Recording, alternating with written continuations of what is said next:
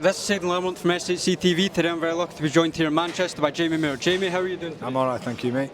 That's good to hear. So obviously, we're here, Jack Catterall, Regis, Prograis. Pretty quick turnaround for Jack. If we cast our mind back to, just over a month ago now, the Josh Taylor fight, how did you sort of evaluate Jack's performance on that night? Yeah, I thought he took a lot of lessons on board. He was sharp as a razor, certainly for the first 6-7 rounds, and then maybe he offset himself a little bit too much and went through the gears a little bit too much. Thought he had Josh going. Josh came back, did really well in the middle part, and then Jack finished strongly and cemented the win. So all in all, solid performance, much more exciting fight than the first one, and sets him up nicely for this. Definitely. So on to this, Jack Catterall, Regis, Prograis, Co-op Live Arena, going to be a massive night of boxing. Obviously very quick turnaround. I think I heard somewhere it was done very quickly. I think under an hour the deal was done. How much do you sort of know about Regis, and what do you think you can sort of use with Jack to your advantage in the fight? Well, I've known about Regis obviously for many years, and I've studied the fight with Regis and Josh Taylor. Well, I must have watched it 20 times because we prepared 5 times for the Josh Taylor fight, and it obviously when the cancellations took place. So I've watched that fight. I've watched Regis's many fights. Been a fan of his. I've enjoyed watching him fight, but I've always had the impression watching him that as good as he is, Jack has got a style to beat him. And this isn't just based on Regis. This is based on every 140 fighter in the world. I'm on record for the last 3 or 4 years saying I believe Jack Catterall is the best 140-pound fighter in the world. So when a big name comes up like this, and it was quite fast, there's the date. Will you be ready for that? Yeah. Okay. Here's a list of opponents. Regis, Prograis is top of the list. Will you accept that? Absolutely. That was what Jack wanted, and we was more than happy to accommodate it because, we don't want him to take his eye off the ball. He's on the verge of a world title shot, and the best way to make sure that he doesn't take his eye off the ball is to put someone in there with him who you can't afford to take lightly, and Regis certainly comes under that bracket. Definitely. So if Jack was to get the win, in August, where do you think ideally you'd want to sort of put him from there? Obviously, like you say, brink of world titles. Do you think maybe down under against Liam Parrow, Teofimo Lopez, any names like that?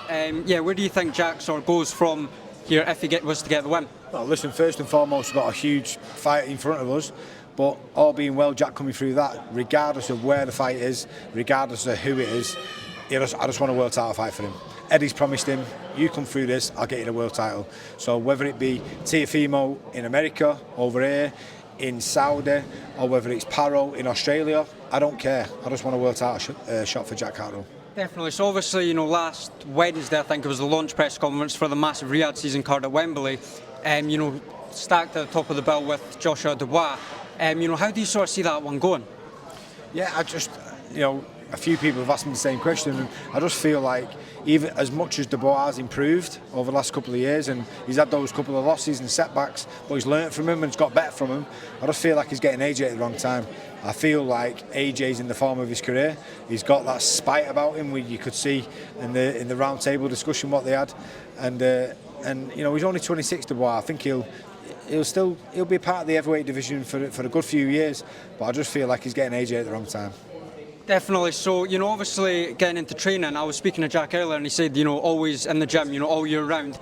How important would you say that is? And obviously staying active last year, how important would you say activity and consistency in the gym is?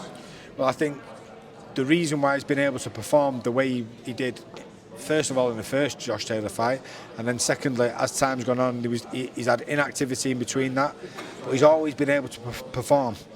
And the last fight against Josh, it's a good job he was active, because those tough rounds in the middle, that conditioning what you get from fights, it's really hard to get in the gym, stood him in good stead. So, and it was one of the only times I've seen him someone able to push him as hard as he got pushed, which is a good thing for him. So he's still progressing, he's still learning. He'll take those lessons on board, and moving forward, it'll make him a better fighter. Definitely. So obviously, this fight taking place at the Co-op Live Arena, a bunch of big shows are going to Saudi. This Riyadh season card is obviously at Wembley, but other fights going to Saudi Arabia. How important do you think it is to always have those, big fights in the UK as well? Massively important, and I think there has to be a focus on that. As much as I think Turkey Al Sheikh getting involved and the Riyadh season is a brilliant thing for boxing. There also has to be a focus on making sure there's a conscious effort to come back to Britain and make sure they do some big cards over there as well. And I think the Wembley card is a statement. I think it shows their intentions that as much as they're going to be doing shows over in Saudi a lot of the time, they're going to be coming back here and doing big shows as well, which is what British boxing needs. Definitely, and then last one for me, apart from this, what else have you sort of got going on in the gym? Any fighters, any fighters coming through? What else sort of going on at the gym? Yeah, we've got loads going on at the minute. We've got Cameron Vong, obviously, boxed last week and first 10-round fight in his 5th professional fight. Performed really well. And we've got sort of Adam Hamed, Sami Hamed, Stephen Ward still going about. There's the list of fighters. God, you put me on the spot now, but the gym's thriving, the gym's buzzing, and the atmosphere's great in it. And all the fighters help each other out. They're all smashing it at the minute. So couldn't be proud of them all. Definitely, Jamie. Thank you very much for your time. It was really nice to meet you. Thank you. Cheers.